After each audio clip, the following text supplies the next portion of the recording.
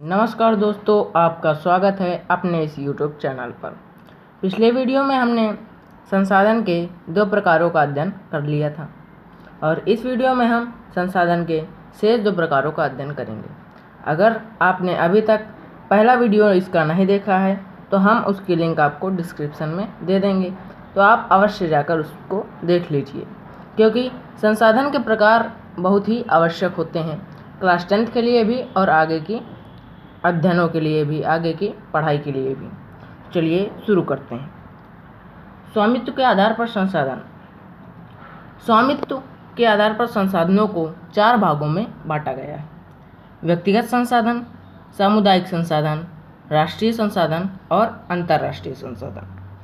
व्यक्तिगत संसाधन के अंतर्गत ऐसे संसाधन आते हैं जिन पर किसी एक ही व्यक्ति विशेष का स्वामित्व होता है, जैसे घर, भूखंड, कार, गाड़ी आदि। इन सभी पर किसी एक ही व्यक्ति विशेष का स्वामित्व होता है। सामुदायिक संसाधन क्या होते हैं? सामुदायिक संसाधन के अंतर्गत ऐसे संसाधन आते हैं जिन पर किसी एक ही व्यक्ति का स्वामित्व नहीं होता, बल्कि संपूर्ण समाज का स्वामित्व होता है। ये संसाधन राष्ट्र की सरकार द्वारा अपने राष्ट्र के नागरिकों को दिए जाते हैं, जैसे सार्वजनिक तालाब, सार्वजनिक चारागाह, सार्वजनिक खेल का मैदान। इन पर कोई एक ही व्यक्ति अपना आधिपत्य नहीं जमा सकता। राष्ट्रीय संसाधन। राष्ट्रीय संसाधन क्या होते हैं? ऐसे संसाधन जो राष्ट्र की सीमा के अंतर्गत आते हैं, उन सभी संसाधनों को राष्ट्रीय संसाधन कहते हैं।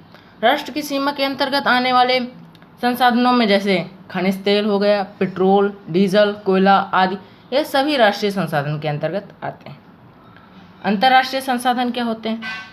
अंतर्राष्ट्रीय संसाधन के अंतर्गत ऐसे संसाधन आते हैं जिन पर किसी एक ही व्यक्ति का, एक ही राष्ट्र का स्वामित्व नहीं होता, बल्कि किसी अंतर्राष्ट्रीय संस्था का स्वामित्व होता है।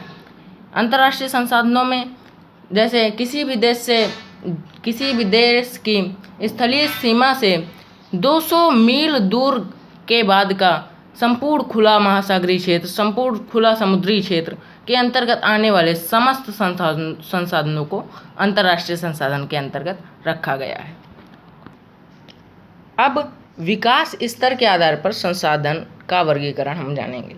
विकास के स्तर के आधार पर संसाधनों को निम्न चार भागों में बांटा गया है: संभाव्य संसाधन, विकसित संसाधन, भंडार और संचित कोष।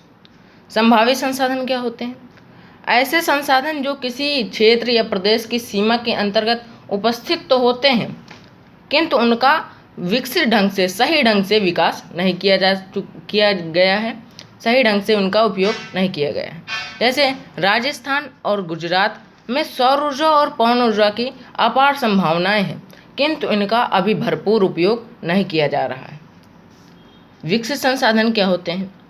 ऐसे संसाधन जिनका हम संपूर्ण रूप से सर्वेक्षण कर चुके हैं, जिनकी मात्रा और गुण का निर्धारण किया जा चुका है, उन्हें विकसित संसाधन कहते हैं। जैसे लोहा हो गया, कोयला हो गया, मैग्नीज आदि, इन सभी के हम गुणों का और इन सभी की मात्रा आदि का निर्धारण कर चुके हैं। भंडारण क्या होते हैं? ऐसे संसाधन जो किसी देश या राष्ट्र में उपस्थित तो होते हैं, किंतु आवश्यक तकनीक और प्रौद्योगिकी के अभाव में हमारी पहुंच से बाहर होते हैं। जैसे भूतापीय ऊर्जा। भूतापीय ऊर्जा को प्राप्त करने के लिए हमारे पास आवश्यक तकनीक और प्रौद्योगिकी उपलब्ध नहीं है, जिससे इसका उपयोग नहीं किया जा सकता। संचित कोष क्या होता है? संचित कोष भंडार का ही एक हिस्सा होता है जो किसी राष्ट्र या किसी प्रदेश या किसी क्षेत्र में उपस्थित होते हैं, परंतु तकनीक के अभाव में इनका उपयोग नहीं किया जा सकता है। जैसे वन हो गया, बांधों में उपस्थित जल हो गया आदि। बस, अब इसके आगे की चर्चा हम अगले वीडियो में करेंगे। अगर यह जानकारी आपको पसंद आई हो तो इस वीडियो को लाइक करें, कमेंट करें, शेयर करें तथा अगर आप हमारे चैनल पर नए हैं तो चैनल को सब्सक्राइब अवश्य करें, ताकि हमारी नोटिफिकेशन आपको मिलती रहे। हमारे साथ जुड़ने के लिए आपका बहुत बहुत धन्यवाद।